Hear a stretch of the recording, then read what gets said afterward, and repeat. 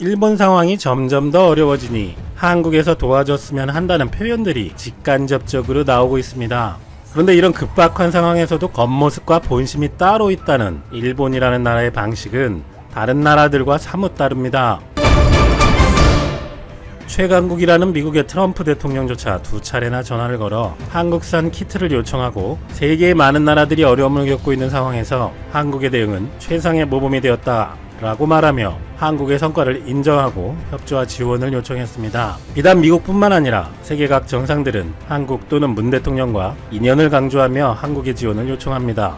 미국, 프랑스, 캐나다, 호주, 중국, 인도, 스페인 등 선진국 및 주요 나라, 경제 파트너인 나라 이외에 아시아나 아프리카의 국가들까지 가리지 않고 30개국이 넘어가는 상황입니다. 이렇게 많은 나라들이 전화와 도움을 요청해서 한국의 위상이 올라가고 있다는 부분은 분명 기분 좋은 일입니다. 그렇다고 해서 자국의 긴박한 상황에서 한국의 지원을 요청한다고 해서 그 나라의 자존심이 상할 일도 아니고, 그렇게 하는 지도자들은 자신의 업무를 열심히 하는 것이니 칭찬받을 일일 것입니다. 집에 자식들이 끼니도 못 때우고 있는 상황인데 남에게 아쉬운 소리 못한다고 체면을 차리는 부모라면 이미 자격을 상실한 사람들이겠죠. 그런데 일본의 아베 총리를 비롯한 지도자들에게는 그런 모습은 보이지 않습니다. 대신 최근 들어 일본은 한국에 간접적으로 지원 요청을 하고 있습니다. 일본에서는 아베 총리가 이 상황에서 제대로 대응도 못하고 아베 마스크 사건이나 집에서 개나 보고 있는 등 어처구니 없는 행동을 보여주니 지지율이 떨어져서 아베 퇴진론까지 나오고 있는 상황에서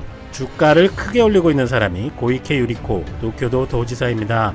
올림픽이 취소되자마자 비상사태를 선포해야 한다는 등 강경한 발언으로 여정부 이미지를 구축했다는 등 그러는데, 지금 치솟는 도쿄도의 상황을 보면 뭘 잘했다는 건지 이해는 가지 않습니다만 그렇다네요. 어쨌든 이 고이케 도쿄도지사는 지난 20일 최근 동아일보와의 인터뷰에서 한국 관련 발언을 합니다. 2005년부터 서울을 포함한 아시아 여러 도시와 연대하고 있다. 각 도시가 대책의 경험 및 노하우를 공유해야 하며 실무자 회의, 인재 육성, 공동조사 및 연구 등을 강화하겠다. 도지사로서 원론적인 발언일 수 있으나 서울 등과 연대를 하자는 이 말이 한국에서는 서울의 지원을 염두에 둔 말이라고 해석되었습니다.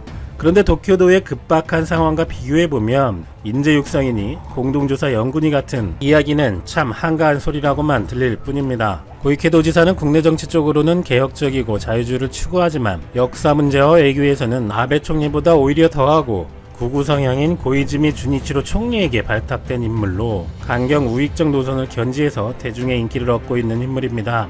예를 들어 혐한 단체인 ZQ의 강연에 참가해서 할머니들의 강제동원을 부인하고 한국이 독도를 불법 점거하고 있다는 것은 기본이고, 본인이 대표로 있는 희망의 당에 입당하려면 외국인 참정권 부여에 반대하고 집단적 자위권을 주장하는 헌법 개정을 지지한다는 것에 동의해야만 입당할 수 있다고 합니다. 또한 군대도 없는 일본의 현 상황에서 핵무장도 충분히 있을 수 있다고 하는 등 아베보다 더한 성향으로 볼 수 있습니다. 현재 일본 정치권에서는 이 사람 정도가 그나마 현 사태에 대해서 한국으로부터의 지원을 간접적으로 언급하였고, 일본의 무게감 있는 정치인들로부터의 발언은 나오지 않고 있습니다. 하지만 실무급이나 지자체 차원에서의 한국의 지원을 기대하는 움직임이 조금씩 나타나기 시작하고 있습니다. 예를 들어 일본 지방자치단체나 지역의 유력 인사 등이 일본 내 한국 총영사관 등에 마스크 공급을 요청하거나 한국산 진단키트 등에 관해 문의하기도 한다는 전원들과 일본 정부 당국자 등이 한국 정부가 일본에 지원할 계획이 있는지를 개별적으로 문의하는 사례가 있다는 이야기도 나오고 있습니다.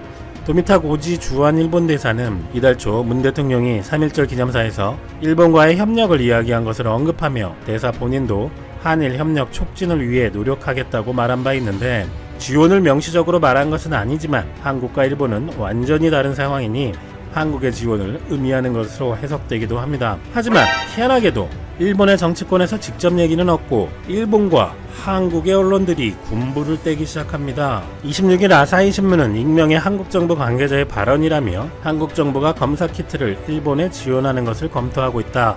일본 정부의 요청이 전제된다면 한국 정부에 그런 의향이 있다고 보도했습니다. 또 며칠 전 한국 일본은 6.25 참전국들과 함께 미국, 일본을 언급하며 정세균 총리가 마스크 지원을 검토했다는 기사를 내서 한국 내에서 많은 논란이 있었고, 한국 정부에선 그런 논의를 한 적이 없다고 부인한 바 있습니다. 이런 류의 보도와는 대조적으로 아사히 신문의 보도 다음 날인 27일 한국 외교부는 기자들에게 문자 메시지를 보내 우리 정부 차원에서 일본 정부에 대한 마스크 지원 타지는 없었다고 밝히며, 다만 주일 한국 대사관에서 우리 재외동포의 마스크 수요를 파악한 바 있다는 설명을 했고, 27일 스가 관방장관은 한국 정부가 테스트 키트 등을 일본에 지원하기 위해 검토하고 있다는 보도와 관련해 현 시점에서 한국 정부와 사이에서 지원과 관련해 구체적 논의를 한 사실은 없다고 말하기도 했습니다. 그런데도 한국의 언론들에서는 이런 확인되지 않은 일본 지원서를 보도하거나 아예 일본을 지원해야 한다는 주장도 잇따라 나오고 있습니다. 대표적인 것이 위기 대응을 하려면 한일이 손잡아야 한다 라는 제목으로 한국이 일본을 지원해야 한다는 것도 아니고 동아시아의 안정을 위해 양국이 협력해야 한다는 주장입니다. 그런데 지금 동아시아에서 상대적으로 안정이 안 된 나라는 북한을 제외하면 일본밖에 없지 않나요? 앞서 고이케 일본 도지사나 이 기사에서 말하는 연대나 협력은 상호간에 비슷한 입장이거나 양쪽 모두 서로에게 뭔가 얻을 수 있을 때 또는 시너지가 나올 때 하는 표현인데, 현재 상황은 전혀 그런 상황이 아님에도 이런 수사를 하는 것도 우습다는 반응이 많습니다.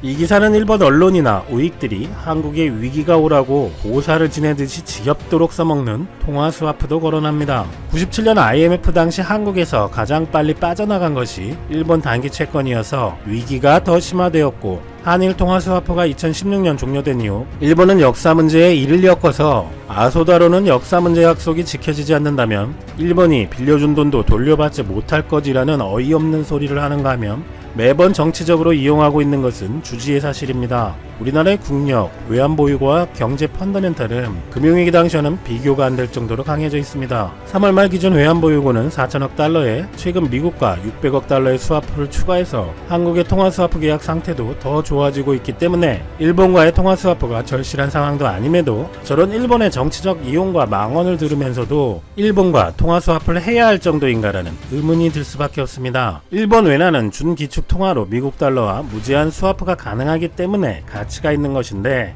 이미 우리와 무제한 계약이 맺어져 있는 캐나다 달러도 미국과 무제한 스와프를 하고 있습니다. 물론 엔화와 계약이 되어 있다면 안정성 측면에서 없는 것보다 당연히 좋겠지만, IMF 때처럼 항상 뒤통수를 치고 경제와 과거사 문제를 엮는 등 그 의도가 좋지 않은 행태인 일본과 맺는 것은 오히려 불안정성을 키울 수도 있다는 의견도 많습니다. 금융위기 때 일본이 그랬던 것처럼 만약 우리나라가 매우 안 좋은 시점에 일본이 일방적으로 통화스와프 연장을 취소하거나 이를 빌미로 다른 것을 요구한다던가 하는 행태도 우려까지 되기 때문에, 그렇다면 일본과의 스와프 계약은 오히려 안정성을 해치는 결과라는 것이죠. 그렇다면 일본의 현재 보건 상황이 한국의 지원 요청을 하지 않아도 될 상태일까요? 이미 테스트를 의도적으로 하지 않는, 아니 일본의 시스템이 못 따라가는 상황이기 때문에 테스트 자체가 충분히 늘어나지 않은 현재 발표되는 수치 자체는 사실 무의미할 것입니다.